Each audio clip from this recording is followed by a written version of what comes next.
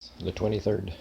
I wrote on my list of things to do to get help from BC Housing, saying it's not gonna happen that a tenant union forms here in Wayne's Place, so we need their help to advocate for us. He likes it. I put some of his food up there. I gotta secure that a bit more because it scares him a little bit that it moves, but it'll prevent scratches. Not that it's been well painted.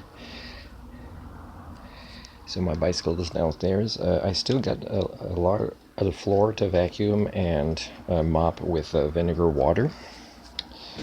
I made him a place there, and he's there too. And I got to clean inside there and store some of my bags of paperwork, things under here. I actually have bags of paperwork behind the garbage in the cupboard down there instead of pots and pans, which are overflowing on the top. I don't have a lot of countertop. That's why I prepared this table to be close to do some cooking related things, because that tablecloth will be easy to clean, and also standing up is good on these mats, right? And yeah, so here's some kisses for this guy here.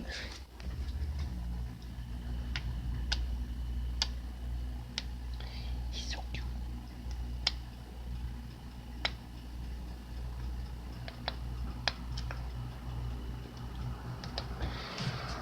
And I have part of the blame for ticks and fleas, I would say, if the little black things that jump on my legs all the time, and that I vacuum my bed a lot with the vacuum that's plugged there. It turns out I'm happy about the attachment that's carpet related, because it goes well on the colored mats and on my duvet cover and things like that. I take it off to do the cracks between the tiles, which are huge and which lifts a lot, because it was poorly done by somebody that has benefits for not even working here anymore, with his vehicle still here.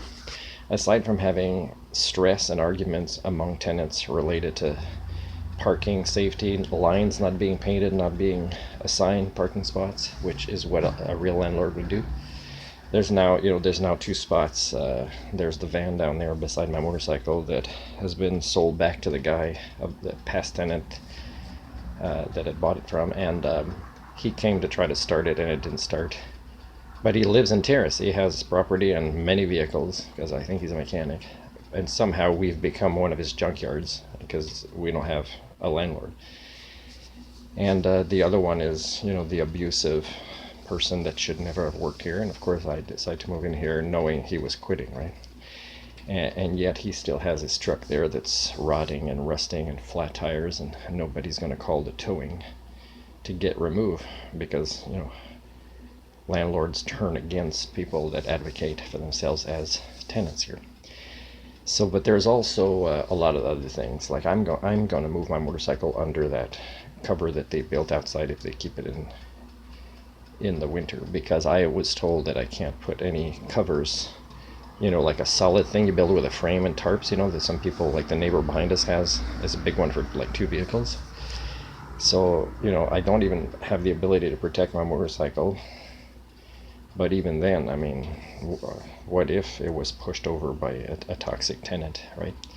So it's not a safe place. And when, stress happens to the vulnerable sector, and the landlord actually is part of that stress by not solving the issue, let's say, of parking. Because when I park, it's really tough, and it makes me use my vehicle less. And it also creates stress for me, wondering what it's like when I come back. Is it going to be an easier park? Will I have to pull out just once or twice or 3 times towards the building? Which must stress some people out that live right by these windows, like I'm a foot away, but that's what I got to do.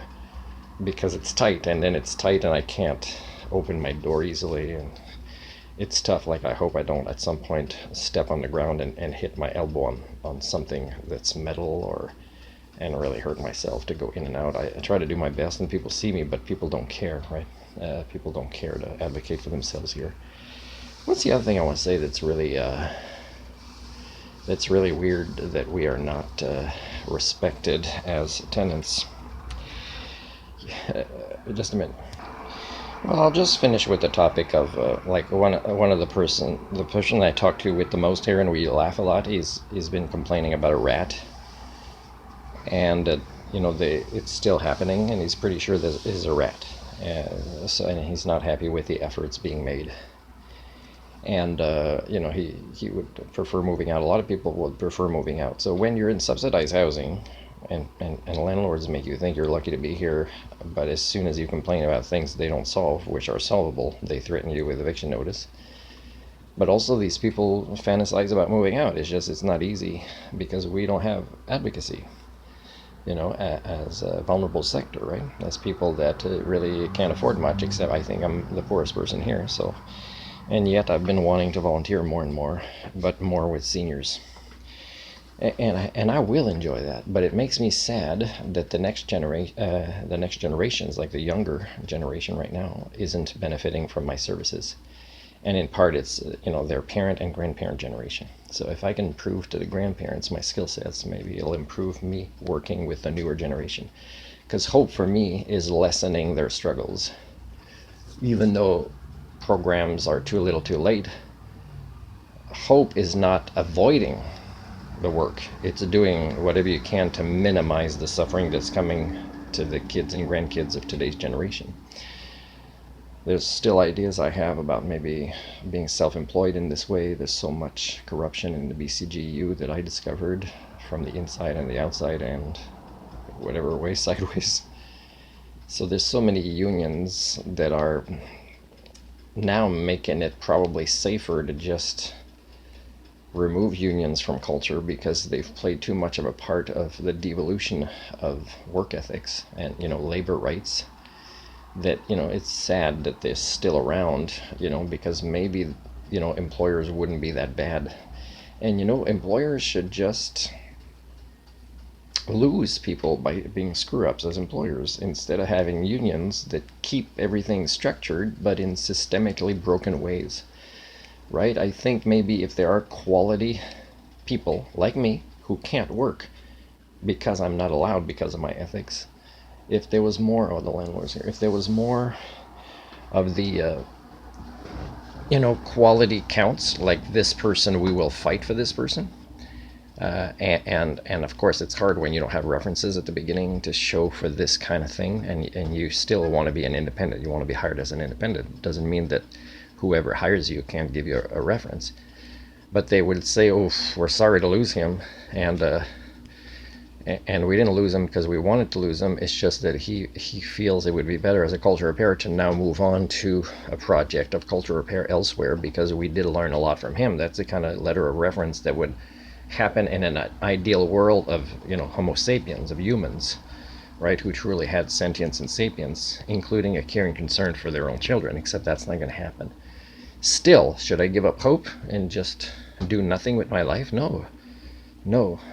Hope is in the sense that I can't lose the sentience and sapience that I worked really hard to develop without role models in large part. The opposite of hope is destroying hope by not doing anything. So whatever I can do, little here and there, I know butterfly effects have had an impact, including in my international travels. I do know. It's not necessarily something that I'll be told about or informed about later, but it does exist. So aside from my part in not being as clean as I could be, and in part it was, fatigue from, a lack of medical care, and I have been sensing more fatigue with the bleeding I've done in the last week. And again, I'm not even sure if the referral will be successful for banding, which isn't that hard to do. It's harder on me than it is on the employed people who will deliver the service. For me to, plan the logistics, to incorporate my life partner being, taken care of in these logistics, to incorporate other things that I need to do, like return something at Walmart that I can't return here because business doesn't care. And it doesn't matter if they have a union there or not, right? And it doesn't matter if we have a chamber of commerce here or not. It's just that we don't grasp the concept of human rights until it has an impact on us. But still, then we'll only defend for us. I mean, I'd like to again contact Matt Galloway and say, Matt Galloway, why aren't you inviting some of the bigger chiefs and representatives and organizations that are Indigenous or First Nations in Canada, and ask them questions like, what is the explanation that your people are not realizing that part of their healing would be to protest about what's happening in other parts of the world, like to Palestinians. Do they recognize this as a similarity to what happened to them? If not, why? And also, what makes them not lend their voice, right? A voice that would give them more credibility, let's say, when they need to be consulted for environmental concerns for projects, because I doubt their understanding and true motives would be environmental. I think it'd be more like more power or more assets or more riches to the elites a lot of time, or to their community, but not used in healthy ways. Like, for example, if we say there's not enough housing for them today, right? They're a very big percentage of homeless people. Then why don't we say, hey, what kind of housing did you traditionally have before colonialism? And are you okay getting back to that while also having safety centers around there where, let's say, people don't freeze, or there's air conditioning, but still going back to your ways? And if they don't want to do that, and you can see their elites have multiple housing and they're not always there, like here we have one in the building, okay, and that maybe is the last thing I want to say. And I hesitate to complain about it because I think it might be used sometimes by one of the nicer people that was in KitKat. I'm not sure it was her. If it wasn't her, then I wouldn't have a problem reporting it. But the thing is I can't report it to the owners or landlord. They already know and they don't care. So it'd be BC Housing. We have a unit here that's only being used once in a while because the person passed away, but the family kept it. I don't know how that's legally working. I think the owners is just they're paying. We want to avoid any kind of work that we have to do. It's all about money moving because we're a religious charity, and that's really how religion manifests nowadays.